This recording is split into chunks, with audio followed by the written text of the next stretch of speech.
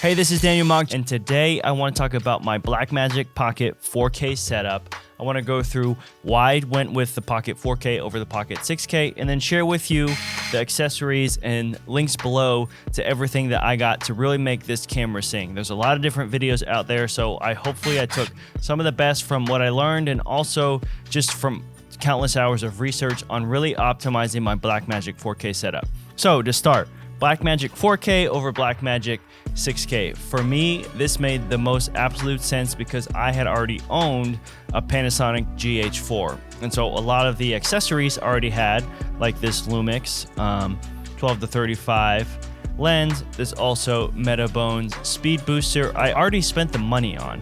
And so otherwise those would have just been sitting there. Now the Canon EF mount is great, but to save the extra $1,000 for two things that I already had and I can put them to use, I can put this lens right on right away and can get this camera up and running. And then I can also use this Metabone speed booster to use any of my Canon glass. So that was honestly the biggest factor from a price standpoint. I shot an NFL game with the Blackmagic 6K the year before, and you can see my results from that. I've since then done a couple projects with DaVinci Resolve, which I really like, which this also comes with a free copy. And so I know it's been a little bit of time has passed since this camera came out, but to me, it's still as strong of a workhorse and relevant than ever to really just get a fantastic cinema quality image out of a $1,200 camera. So the 4K over the 6K was the decision I went with. Like I said, I already own two things, so financially it just made the best sense for me. And to be honest, I don't really need to shoot that much stuff in 6K and deliver. 4K is plenty for me, as most of the stuff I'm still shooting is on web, digital, so shooting at a 4K and then exporting in a 1080p is still plenty of pixels for me to work with. So those are two of the factors in my decision. I think I saved some money. And so if you already own some of these accessories from a previous camera, I would suggest the 4K. And so for the setup, I actually really love SmallRig.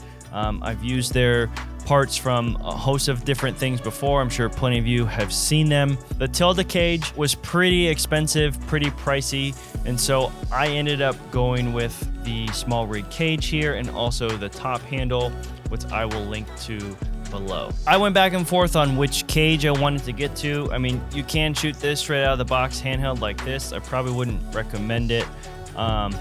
But this cage here will cost you about 130 bucks. I really enjoy SmallRig. Plenty of you have seen the tilde cage costs a little bit more. There's plenty of reviews on both those things. So I went with the SmallRig cage with the top handle. This top handle, it was a bundle for 130 bucks. So this is a great way to start. You can get some low angle shots. You can hold it. You can do whatnot from there. So the next thing I got was then this base plate. This base plate sits on here. So this plus the rails costs about 35 bucks.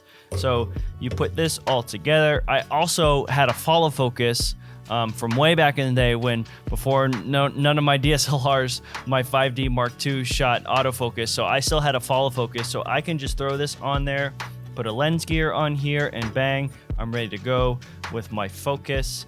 And then the last piece that I'll link to is this little battery holder. So as I mentioned, as you probably all know, the Blackmagic 4K it sucks up battery really fast. And so you can buy a bunch of Canon batteries if you want, but you're carrying them in your pocket, you're loading them out. Sometimes that's appropriate, but if you're gonna be on a shoot for a long time, you should probably have a nice battery, a nice big battery. You can do a V-mount battery, pretty much full shoots with these lithium batteries. I can definitely add the link in the description below, but these will last you. I have two of them. It's also a nice little plus is, I believe this has even a USB on the side. So say if you're in a pinch on set and you need to charge your phone, you can also do that to charge this. Aha, this screw is popping out, that's why, but you can see here.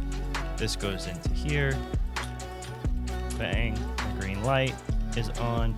This plugs into the side here, and you're ready to go. The next thing is this monitor holder. So this is nice. It sits either on top of here or so much pressure trying to do this while I'm on. And so then this is here. So this sits up. It's perfect for viewing. You can view your shot right here as you're filming them. And then the monitor I use is an Atomos Shinobi. Great size monitor to get either kind of eye level shots, or if you're down low trying to get handheld shots as well. So that was my Blackmagic 4K Pocket setup. I hope I made it super easy for you. Just check out the links below. I want to keep it simple. And so all in all, minus the lens and the speed booster, between the base plate, the cage, the batteries, plus the camera, that'll cost you about $1,500. The Metabone speed booster, this is a Model S, which I don't even think they make anymore. I think the T is what's up to now. That's around $650. You'll be able to put all of your Canon glass onto there. But if you could just get one lens for this Blackmagic 4K, I would say probably the Panasonic 12 to 35. It's the equivalent of a 24 to 70 on a full frame camera.